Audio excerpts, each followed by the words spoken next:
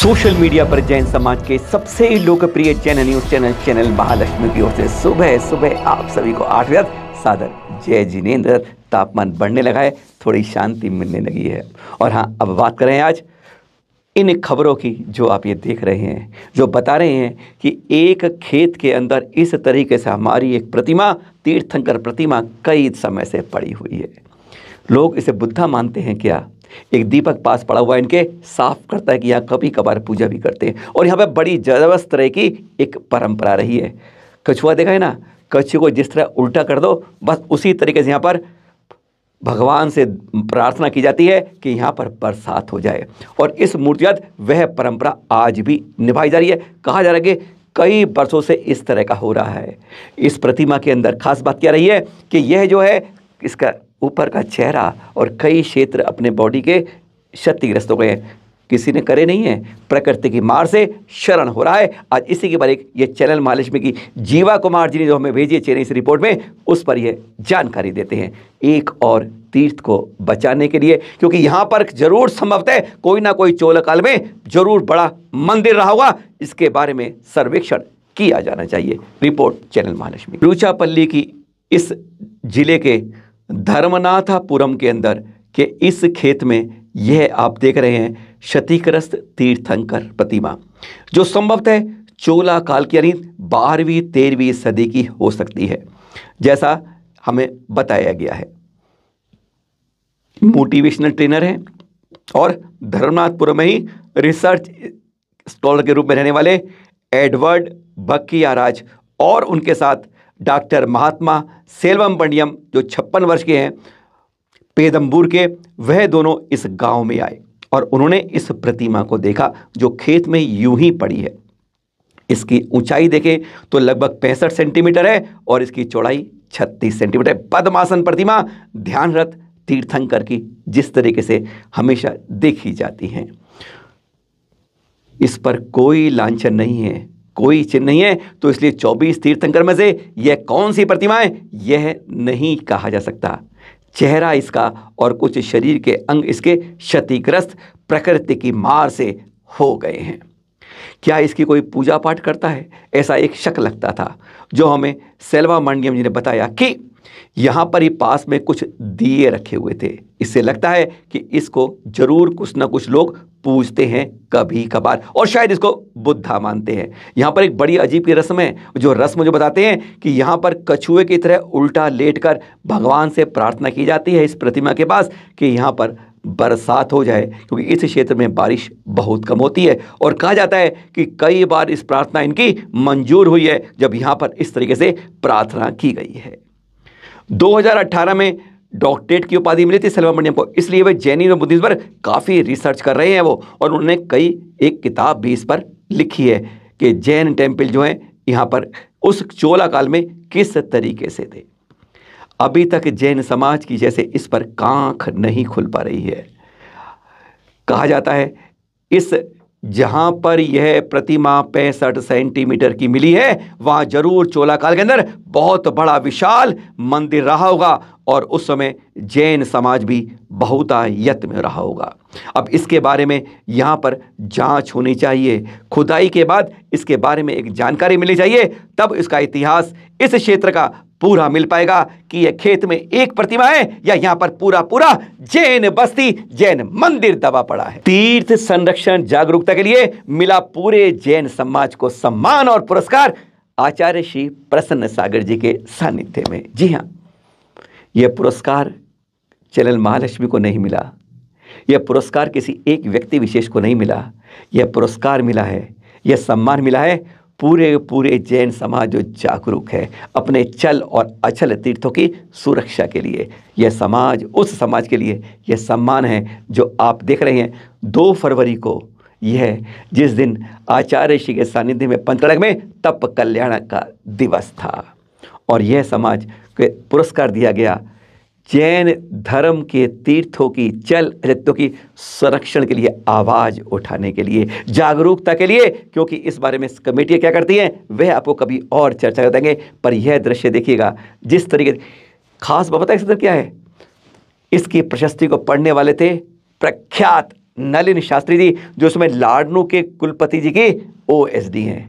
गजब की भाषा है उनकी, पर इसके प्रशस्ति के अंदर जो भाषा लिखी गई वह तो और अद्वितीय है। पता है किसने लिखी? आचार्य श्री प्रसन्न सागर जी ने स्वयं लिखी थी। एक बार सुनकर आप भी स्तब्ध हो जाएंगे। वाचन कर रहे हैं नलिन शास्त्री जी और शब्द हैं ये हमारे प्रसन्न सागर जी महाराज के, गजब के, आप अभिभूत हो जाएंगे। सुनिएगा, यह प्रशस्ति जो मिल रही है पूरे जैन समाज को जैन संरक्षण, धर्म संवर्धन और तीर्थों की सुरक्षा के लिए। के अद्भुत प्रचेता, प्राखर्यशील लोकबंधु, लोककांत समाज सेवक, पत्रकारिता जगत के महासूर्य, संकल्पशील सत्यनिष्ठ पत्रकार श्री शरद जैन जी, संपादक चैनल महालक्ष्मी के कर कमलों में सादर सविनय समर्पित अभिनंदन पत्र। अकील विष अकैतवी अजनिकी पुण्यशीला सिद्ध भूमि सम्मेत शिखर में उपस्थित विशाल जनमेदिनी का यह परम सौभाग्य है कि वह परम पूज्य अभ्रक संत, साधना महोदधि, युग दृष्टा, अंतर्मना आचार्य श्री 108 प्रसन्न सागर जी महामुनिराज के 557 दिनों की सुदीर्घ सिंह निष्क्रीडित व्रत की सुसंपन्नता के आह्लादकारी क्षणों में आपकी अभिनंदन की अभिख्या में संवेद रूप से प्रमुदित है। हमारा यह परम सौभाग्य है कि भारत की राजधानी दिल्ली में लोकशाही के चौथे स्तंभ की सार्थक भूमिका का निर्वहन कर आप संपूर्ण जैन समाज को एक सकारात्मक एवं प्रेरक नेतृत्व प्रदान कर रहे हैं। आपके निष्काम चित्त तथा चेतना की निर्मलताओं एवं आपकी सहजता, ऊर्जस्विता, मनस्विता और वात्सल्यशीलता के प्रति हम समस्त जैन जन परम पूज्य अंतर्मना आचार्य श्री के आशीष से संप्रेरित हो आपके प्रति अपनी हार्दिक अभिवंदना अभिव्यक्त करते हैं। आप भारत की सामासिक संस्कृति की परमोज्वल धारा के समर्थ और सत्यान्वेषी सार्थवाह हैं। जन जन के अधिमित्र के रूप में उद्भूत हो, जाति धर्म संप्रदाय से परे समस्त मानव जाति की वैश्विक मित्र के रूप में प्रतिष्ठित हैं। आपका घर पूरी धरा है और धरा के हर जीव के साथ आपको प्यार है, अनुराग है। वस्तुतः आपने पत्रकारिता को ऊर्जस्वी, तेजस्वी तथा सेवाभावी बनाने के नए व्याकरण की वर्णमाला को रचा है, जो प्रेरणा का प्रकाश स्तंभ बन दीर्घ दिगंत को आलोकित कर रहा है। आज के इस मंगलमय अवसर पर आर्यिका माता सुपार्श्वमती वैशिष्ट्य पुरस्कार आपके कर कमलों में अर्पित करते हुए अद्भुत आनंद और गौरव की अनुभूति हम सभी करते हैं और कामना करते हैं कि आपका अणोरणीयान स्वरूप समता, स्वतंत्रता एवं अहिंसा के त्रिकोण की साधना से उद्भूत आपके लोक सेवा के व्रत को पत्रकारिता के माध्यम से एवं परम पूज्य अंतर्मना आचार्य श्री 108 प्रसन्न सागर जी महाराज के आशीष से संबलित हो सदैव अतिभू करता रहे। हम हैं आपके परम स्नेही दिगंबर जैन पद्म प्रभु आराधक मंडल एवं अंतर्मना भक्त परिवार तथा समस्त जैन समाज। मैं आग्रह करता हूं कि परम पूज्य आचार्यों के चरणों में श्री शरद जैन जी उपस्थित और मैं शरद जी की शरद जैन और इस पुरस्कार के पुण्यार्चक श्री अनिल जी मित्तल केकड़ी नहीं उसके पुण्यार्चक परिवार को श्री राजेश जी पाटनी परिसर में, इस पुण्यशील परिसर में परम पूज्य आचार्य श्री अंतर्मना 108 प्रसन्न सागर जी की मंगलमय सन्निधि में हम सभी अभिनंदन करते हैं। आज प्रशस्ति को मैं दे रहा हूं। अनिल जी इस तरफ आप इस तरफ आ जाएं और मैं शरद जी का जो परिवार है, एक बार पूरे परिवार जो है बुला रहा हूँ कि वो सब लोग यहाँ पर आ जाए। ये खुदाई के चित्र के बारे में जानकारी हम आपको 2 दिन पहले दे चुके हैं, आज दोबारा दे रहे हैं क्योंकि जानकारी बहुत ज़्यादा मिली है, अलग अलग चित्र भी मिले हैं। जी हाँ, मुंबई से 600 किलोमीटर दूर औंगा नागनाथ हिंगोली जिले के अंदर यह खुदाई हो रही थी। मंदिर के निर्माण के समय, मंदिर की जगह थी, मंदिर के पास ही निर्माण के लिए इस तरह से खुदाई चल रही थी। खुदाई करते करते करते करते करते क्या हुआ था जानते ना आप? जैसा आपको बताया था, यहाँ से तीर्थंकर प्रतिमा मिल रही थी, जो आप देख रहे हैं किस तरीके से नींव की तरह गहरी खुदाई पर इस तरीके से प्रतिमा मिली। प्रतिमा सब कुछ देख रहे हैं आप, इस तरीके से जब यह इतनी गहराई पर 4 फुट पानी में गहराई खुदाई मिलती है तो हर कोई इस पर हैरान की बात थी। बहुत प्राचीन प्रतिमा थी, 100 200 साल 300 साल पुरानी थी, जो जानकारी हमें वहाँ पर दी गई है। लगभग 1300 वर्ष प्राचीन यह प्रतिमा स्पष्ट कुछ संकेत दे रही थी कि यह प्रतिमा यहाँ पर है तो इसका मतलब यहाँ पर और कुछ भी होना चाहिए। इसी तरीके से खुदाई करते करते इस प्रतिमा को निकाला गया और सब लोग हिंगोली के इस औंगाना में हैरान हो रहे थे इस प्रतिमा को देखकर, जो कुंतुनाथ भगवान की थी। पहचान ली गई थी, 1300 वर्ष प्राचीन यह प्रतिमा संकेत दाव दे रही थी कि अगर यह प्रतिमा यहाँ मिलती है तो आसपास के क्षेत्र की खुदाई होकर जरूर यहाँ पर एक विशाल मंदिर रहा होगा। जिस तरह की यह प्रतिमा साफ संकेत दे रही थी, पाषाण की, ठोस पाषाण की यह प्रतिमा बनी हुई थी, जिसको देखकर हर कोई हैरान था। अब ये समाज की कमेटी की जिम्मेदारी है कि यहाँ पर पूरी तरह खुदाई करके एक बार उस इतिहास को। यहाँ के जैन मंदिर से तेज कुमार झंझारी जी, उन्होंने जानकारी दी कि यह प्रतिमा लगभग ऊंचाई में 5.5 फुट की है, बड़ी विशाल प्रतिमा है। इसलिए यहाँ पर, और उन्होंने ही कहा कि 1300 से 1600 वर्ष प्राचीन प्रतिमा हो सकती है। इसलिए आसपास के क्षेत्र में जरूर यहाँ पर जहाँ यह मंदिर बना है उसके आसपास इस तरह का एक विशाल मंदिर भी यहाँ जरूर रहा होगा। हाँ, कैसे कहा तीर्थंकर प्रतिमा यह कुंतुनाथ भगवान की है? यह था नीचे बन रहा लांछन चिन्ह, जिस बकरे के चिन्ह से पहचान हुई कि यह हमारे तीर्थंकर कुंतुनाथ 17वें तीर्थंकर की प्रतिमा है, ठोस पाषाण की। अभूतपूर्व अद्वितीय रहा ऋषभ विहार में। कहते हैं कैलाश पर्वत वहाँ से उठकर हिमाचल से अपनी, जैसे देव आते हैं ना स्वर से, वह सौधर्मेंद्र स्वयं नहीं आता है, वह अपनी प्रतिकृति को कल्याणकों में भेजता है।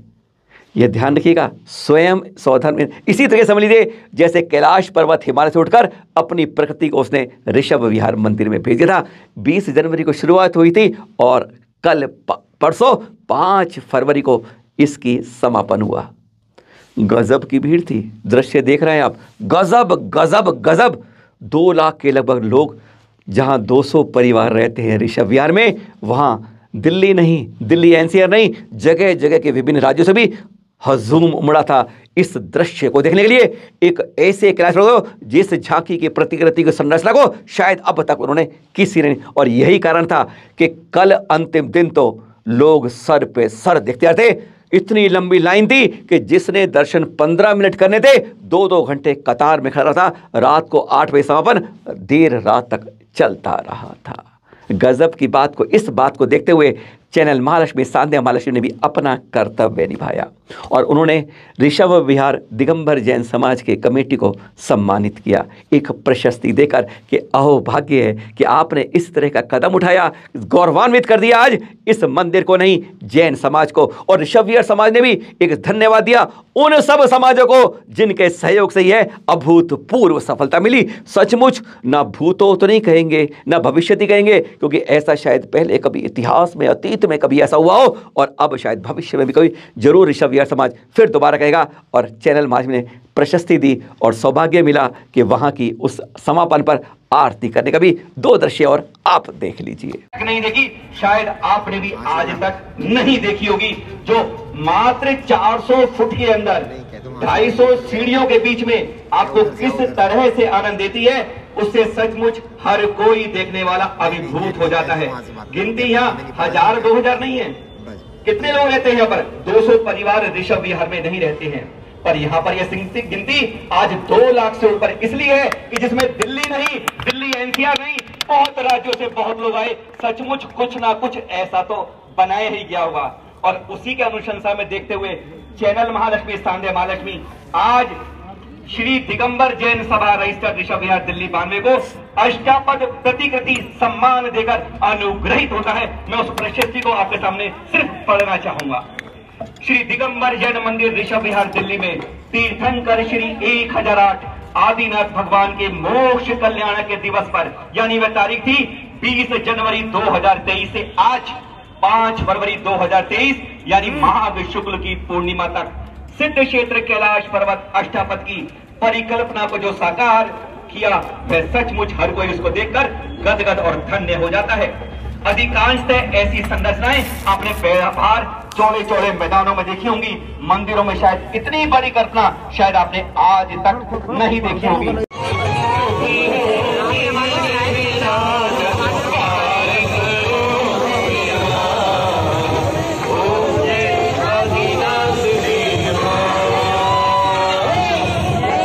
और अभूतपूर्व साथ में यह भी रहा जो रविवार को समापन हुआ ललितपुर में अभिनंदन तीर्थ के पंचकल्याण का। गजब का है, एक रिपोर्ट को दिखाते हैं।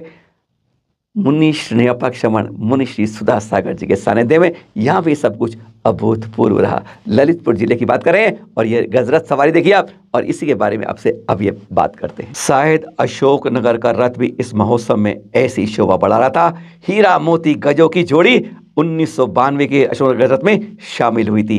11 गजरथ महोत्सव का यह भव्य आयोजन था। गजब की बात थी, इस महोत्सव में रजत रथ, जैन आर्मी दल, 225 स्वर्ण कमलों की रचना, 8000 इंद्रधनुष का विशेष आकर्षण था इस महा महोत्सव का। बड़े गजब के रिकॉर्ड हुए इसमें। 7 मंजिला गुफा भव्यता दर्शा रही थी। वहीं 7000 किलो का भारी घंटा भी यहां लगाए, 125 किलोग्राम चांदी से निर्मित भव्य छत्र, त्रिकाल 24 रजत प्रतिमाएं, 125 मीटर ऊंचा उतंग ध्वज, नंदीश्वर जिनालय, सहस्त्र जिनालय, सब कुछ यहाँ सब कुछ गजब गजब का हुआ।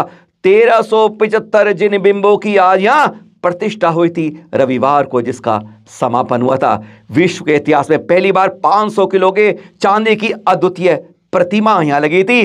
विश्व पटल पर लगी ध्वजा लगी थी, जिसे दूर दूर से भी आप स्पष्ट। विश्व का सबसे बड़ा 10 मंजिला पूर्ण निर्मित प्रतिष्ठित सहस्त्रकूट भी यहां का है। 15 फीट आकार वाला बृहद अतिशयकारी चवर भी यहां पर है। 5 मंजिला कल्पवृक्ष गुफा मंदिर भी है। अरे गजब गजब गजब, सब कुछ गजब था यहां। और हाँ, जाते जाते चैनल महालक्ष्मी टीम शिखर जी गई और मुनि श्री प्रमाण सागर से ना मिले, बिल्कुल मिली। गहन चर्चा भी हुई, वह भी आपको कभी बताएंगे आपसे क्या क्या हुई थी। पर अभी बात बताते हैं, खास बात जो उन्होंने खुलासा किया चैनल महालक्ष्मी। जी हाँ, खुशखबरी है।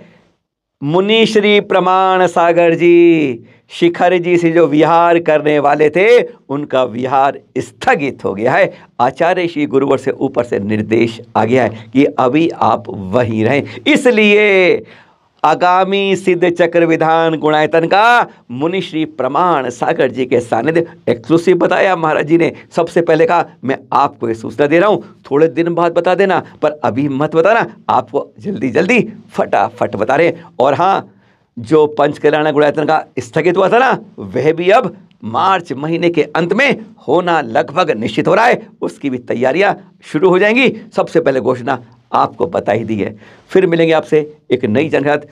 आचार्य श्री प्रसन्न सागर जी से चैनल महालक्ष्मी की बहुत गंभीर चर्चा घंटों हुई थी। उसके कुछ खास बातें आपको बताएंगे, सुनकर हैरान हो जाएंगे। ऐसी ऐसी बातें जो शायद आपने अभी तक नहीं जानी होंगी। सादर जय जिनेन्द्र।